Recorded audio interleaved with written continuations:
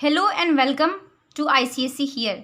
यहाँ पे आप लोगों को सारे सब्जेक्ट्स और सारे सब्जेक्ट्स के सारे चैप्टर्स कवर किए जाएंगे क्लास 6 से लेके 8 तक ICSE। अब देखिए, यहाँ पे सबसे पहले हम लोग स्टार्ट करेंगे हिस्ट्री का पहला chapter, that is the Mesopotamia civilisation.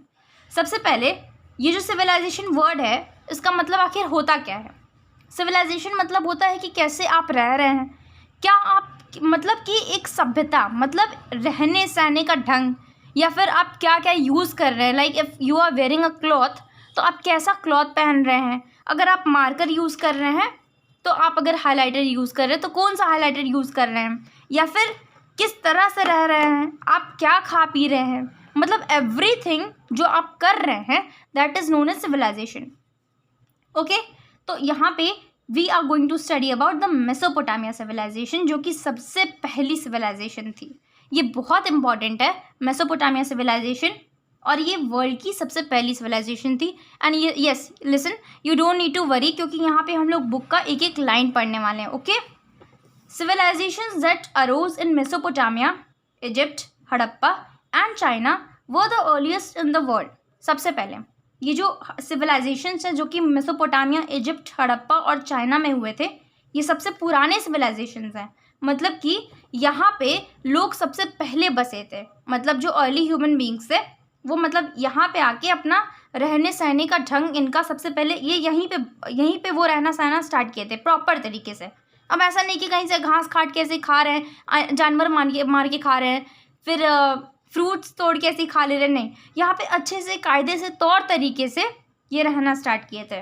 तो बेटा ये है कहाँ पे, देखिए I am going to show you this.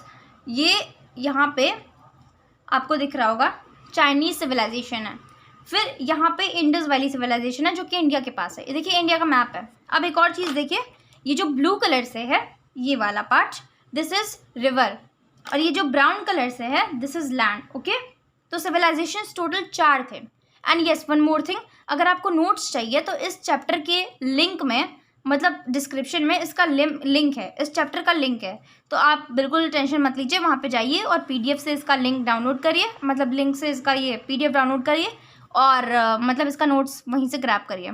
और अगर आपका टेस्ट होगा या फिर कोई एग्ज़ाम होगा तो ये बहुत ही ज़्यादा इम्पॉर्टेंट होगा। ओके, तो द अर्लीस्ट सिविलाइजेशन, सबसे जो पुराने सिविलाइजेशंस थे वो थे मेसोपोटामिया, इजिप्ट, ये मेसोपोटामिया सिविलाइजेशन, और फिर इजिप्ट का सिविलाइजेशन, और हड़प्पा और चाइना। ओके, ये जो सिविलाइजेशंस थे ये सबसे पुराने सिविलाइजेशंस थे वर्ल्ड के। The civilisations came up near river, ये सिविलाइजेशंस नदी के पास आए थे। अब एक और चीज़ पूछा जाता है कि ठीक है, 4 सिविलाइजेशन सबसे पुराने थे, एक मेसोपोटामिया, फिर इजिप्ट, ये देखिए मेसोपोटामिया, इजिप्ट, हड़प्पा और चाइना। लेकिन अब ये पूछा जाता है कि ठीक है, ये सिविलाइजेशन आए थे और ये नदी है, ये लैंड है, तो जहाँ जहाँ आप देख रहे हैं नदी, ये सारे सिविलाइजेशंस नदी के पास है। जैसे ये चाइनीज सिविलाइजेशन है, ये नदी के पास है। इंडस वैली सिविलाइजेशन है, ये देखिए ब्राउन कलर से लैंड, और ये नदी के पास है। फिर यहाँ पे मेसोपोटामिया सिविलाइजेशन है, देखिए जिसके बारे में हम लोग इस चैप्टर में पढ़ेंगे, तो ये भी नदी के पास है। फिर यहाँ पे देखिए, यहाँ पे आपको दिखेगी इजिप्शियन सिविलाइजेशन, ये देखिए ब्राउन कलर से लैंड, और ये भी नदी के पास है, जो मतलब ये देखिए नदी, ये नदी देखिए, ये नदी।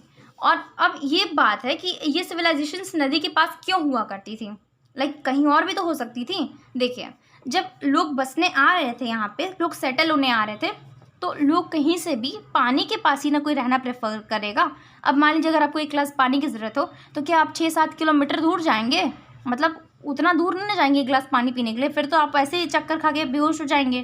तो ऐसे ही जब उस टाइम में टैप या फिर ऐसा कुछ मतलब नहीं हुआ करता था, टैप या फिर बाथरूम में गए नहा लिए, नहीं, you have to go to a river. Like पानी पीने के लिए भी आपको पानी आखिर कहाँ से स्टोर करेंगे, पानी के पास रहेंगे तो ज़्यादा अच्छा रहेगा। तो पानी स्टोर भी अगर आप करके रखते हैं तो मतलब अगर पानी के पास ही आप रहते तो ज़्यादा दूर ट्रेवल नहीं करना पड़ेगा, इसलिए ये लोग पानी के पास ही रहते थे। ओके, देखिए पानी के पास ये 4 लैंड्स। ओके, तो यहाँ पे 4 सिविलाइजेशंस थे, मेसोपोटामिया, इजिप्ट, हड़प्पा और चाइना। अब देखिए ये आपको पता चल गया कि ये रिवर के पास क्यों थे। बुक में इसके कुछ रीजंस दिए हुए हैं, let us read this. The rivers provided sufficient water to support large settlements. बेटा यही बात है कि मतलब रिवर जब रहेगा तो रिवर के पास रहने से वो वहाँ पे वो अच्छे से कायदे से प्रॉपरली रह पाएंगे बिना किसी दिक्कत परेशानी के, वरना फिर इन लोग को पानी ढोने के लिए बहुत दूर दूर तक जाना पड़ेगा। ओके, और पानी तो आपको पता है जल ही जीवन है। फिर second point, the land near the reverse was very fertile, people could grow more crops. मतलब जो पानी के पास का जो ज़मीन था वो बहुत ही, जैसे पानी जहाँ पे जिस इलाके को पानी बहुत ज़्यादा मिलेगा वो बहुत ही ज़्यादा फर्टाइल हो जाएगा, मतलब क्रॉप ग्रो करने के लिए बहुत ही ज़्यादा अच्छा हो जाएगा। वरना आप देखिए रेगिस्तान में तो सिर्फ कैक्टस ही और कुछ मतलब जो रेगिस्तानी जो प्लांट्स होते हैं, रेतीले जो प्लांट्स होते हैं वही ग्रो कर पाएंगे। लेकिन सारे अब आप गेहूँ चावल उगाना चाहें तो फिर नहीं हो सकता है बेटा पानी के बिना। तो यहाँ पे पानी अच्छे से मिलता था इन सारे मतलब सिविलाइजेशंस को, इन सारे लैंड्स को। तो यहाँ पे क्रॉप उगाना, यहाँ की मिट्टी फर्टाइल हुआ करती थी, तो यहाँ पे क्रॉप्स ग्रो करना बहुत ही आसान हुआ करता था। तो दैट्स वाई ये सेकेंड रीज़न है। पहला सेटलमेंट, दूसरा फर्टाइल लैंड, फिर तीसरा the river served as means of transport. अब बेटा देखिए, मान लीजिए यहाँ से यहाँ तक तो ये लोग उड़ के तो जाएंगे नहीं, उस टाइम एरोप्लेन तो हुआ नहीं करता था कि चाइनीज सिविलाइजेशन से इंडस वैली सिविलाइजेशन या फिर इंडस से मेसोपोटामिया जाना हुआ तो फिर ये लोग उड़ के चले जाएंगे। तो अगर जैसे कुछ सामान लेना देना हुआ इम्पोर्ट का या फिर एक्सपोर्ट का, जैसे ये लोग कुछ चीज़ उगाते होंगे पर यहाँ पे नहीं उगती होगी, कुछ चीज़ यहाँ पे जो उगाते होंगे वो यहाँ पे नहीं उगती होगी, तो इसके लिए जो सिविलाइजेशंस थे, मतलब यहाँ पे जो सिविलाइजेशंस थे और यहाँ पे जो सिविलाइजेशंस थे, तो ये लोग सामान का लेना देना इम्पोर्ट एक्सपोर्ट, इम्पोर्ट मतलब इम्पोर्ट और एक्सपोर्ट, इम्पोर्ट मतलब लेना, एक्सपोर्ट मतलब देना, तो इम्पोर्ट एक्सपोर्ट वाला काम ये लोग करेंगे। तो फिर यहाँ ये जो पानी दिख रहा है ब्लू कलर का, यहीं से न जाएंगे। तो अब ये रिवर जो है ट्रांसपोर्ट को सपोर्ट करती थी और इसी बहाने इन लोगों को कुछ अर्निंग भी हो जाती थी, मतलब ले जाएंगे तो फ्री में तो ले नहीं जाएंगे। फिर देखिए, the river served as means of transport, ये हो गया third reason. The early river valley civilisation used bronze to make tools and implements.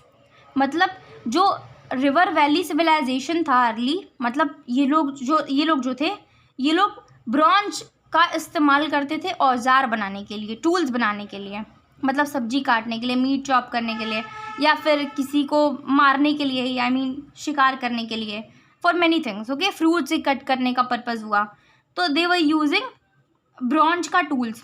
तो इसीलिए इस एज को ब्रॉन्ज एज सिविलाइजेशन भी कहते हैं। Okay, this is very important, you have to remember this. Now next go to the next section. देखिए बेटा, bye about 2500 BCE, मतलब देखिए BCE मतलब बिफोर कॉमन एरा। अब आप लोग को BCE और इन सब चीज़ों में प्रॉब्लम होता होगा ना, BCE या फिर इन सब चीज़ों में, तो let me tell you one thing. देखिए, एक होता है AD, एक होता है BCE। बेटा होता क्या है, ये है जीसस क्राइस्ट। जीसस क्राइस्ट के बर्थ के पहले का जो समय होता है और जीसस क्राइस्ट के बाद का जो समय होता है, मतलब समय को दो पार्ट्स में डिवाइड किया गया है। ओके, मतलब अगर हम लोग लिखते हैं तो उसको दिखाने के लिए, एक होता है BCE और एक होता है AD। इसको कहते हैं बिफोर कॉमन एरा या फिर बिफोर क्राइस्ट, जो कि ये वाला पार्ट होता है, और ये होता है AD मतलब एनो डोमिनी। ये देखिए एनो डोमिनी। ओके, तो ये जो है जीसस क्राइस्ट है, जीसस क्राइस्ट के बर्थ के पहले का टाइम BCE होता है, बिफोर क्राइस्ट या फिर बिफोर कॉमन एरा, और ये होता है AD मतलब बिफोर, मतलब जीसस क्राइस्ट के बर्थ के बाद का समय। तो अब BCE लिखेगा तो इतना जान जाइएगा कि जीसस क्राइस्ट के बर्थ के पहले का समय, ठीक है, और AD बाद का समय। तो कंफ्यूज मत होइएगा, don't get confused. Okay, so see this, by about 2500 BCE मतलब बिफोर क्राइस्ट की बात हो रही है, before common era, before Christ. Okay, 2500 BCE, areas around the valley of the Tigris and Euphrates in Mesopotamia. बेटा इसमें ये कह रहा है इस पूरे पैराग्राफ में कि 4 सिविलाइजेशंस थे। कौन कौन से सिविलाइजेशंस थे? 4 सिविलाइजेशंस थे, और wait let me show you this. 4 civilisations थे, valley of Tigris and Euphrates, okay, जो कि मेसोपोटामिया में थे, मतलब मेसोपोटामिया सिविलाइजेशन जिसको कहते हैं, जो कि इस टाइम मॉडर्न इराक में है। फिर नाइल वैली जो कि इजिप्ट में है। फिर द इंडस वैली सिविलाइजेशन जो कि इंडियन सब कॉन्टिनेंट में है। द वांग वो चाइना, मतलब एक सिविलाइजेशन है और एक कहाँ पे है वो दिखा रहा है। तो total you are having 4 civilisations, so note it down, okay, और रिमेंबर इट प्रॉपरली बिकॉज ये सब एग्जाम में बहुत अच्छे से पूछा जाएगा। ओके, सो नेक्स्ट फिर देखिए बेटा, यहाँ पे अब हम लोग पढ़ेंगे the Mesopotamia civilisation. This is very important. ये सिविलाइजेशन देखिए, तो मेसोपोटामिया जो सिविलाइजेशन है वो कहाँ पे है, इस चैप्टर में इसी सिविलाइजेशन के बारे में पढ़ रहे हैं। ये सिविलाइजेशन, ये ग्रीन वाली, ओके, मतलब 2 नदियों के बीच में, मतलब ये है यूफ्रेट्स। जैसे कि आप इधर देखेंगे तो आप इधर ध्यान से देखिए, यहाँ पे इधर मेसोपोटामिया सिविलाइजेशन है ये, और ये कहाँ पे, ये टाइग्रिस नदी जा रही है, और यहाँ पे ये नदी जा रही है यूफ्रेट्स की और ये टाइग्रिस की। तो इसके बीच में जो है, इसके बीच में जो सिविलाइजेशन है इसी को कहते हैं मेसोपोटामिया सिविलाइजेशन। मतलब ये नदी जा रही है टाइग्रिस और ये जा रही है यूफ्रेट्स, ओके, और इसके बीच का जो खाली लैंड है, मतलब लैंड है इसके बीच का, इसी लैंड को कहते हैं Mesopotamia civilisation, okay, Mesopotamia civilisation, this is known as okay. Now listen here, अब देखिए द मेसोपोटामिया सिविलाइजेशन, तो इसको क्रेडल ऑफ सिविलाइजेशन भी कहते हैं। बेटा क्रेडल क्या होता है, जैसे छोटे बच्चों का जो चलने वाला होता है तो बच्चे उसी पे क्रेडल करते हैं ना, तो क्रेडल इसको क्यों कहा गया है, इसका क्रेडल से क्या मतलब है। देखिए मेसोपोटामिया सिविलाइजेशन, जैसे कि आपको पता है सबसे पुरानी सिविलाइजेशन थी, तो सारे सिविलाइजेशंस की बेस थी, ओके, मतलब जान आप उसको कहते हैं सारे सिविलाइजेशंस की, तो इसीलिए इसको मेसोपोटामिया सिविलाइजेशन कहते हैं, को क्रेडल ऑफ सिविलाइजेशन कहते हैं, मतलब सारे सिविलाइजेशंस की स्टार्टिंग यहीं से हुई थी। फिर it included the regions of Sumer, Akkad, Babylonia and Assyria, okay, मतलब यहाँ पे कुछ जो इसके अंदर, जैसे इंडिया है तो इंडिया के अंदर कुछ कंट्रीज़ हैं, तो ऐसे ही ये मेसोपोटामिया जो सिविलाइजेशन है इसके अंदर कुछ जगह थे जिनको हम लोग कहते हैं समीर, अक्कड़, बेबीलोनिया और असीरिया। ये 4 नाम है, आपको एकदम अच्छे से याद होने चाहिए, ओके, ये आपको नोट्स में मिल जाएगा सब कुछ आपको रिवाइज करने के लिए, तो फिर आप ये कर सकते हैं फॉर योर टेस्ट और फॉर योर अपकमिंग एग्जाम। फिर कुछ सोर्सेज थी, मतलब आखिर सोर्सेज मतलब होता क्या है।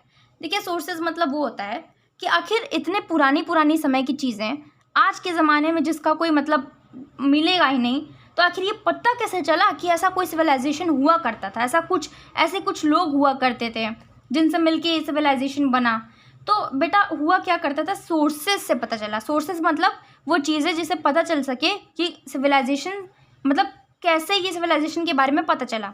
देखिए we get to know about the Mesopotamia civilisation through archaeological sources such as the ziggurat at Ur, the seals and literary sources such as the epic of Gilgamesh.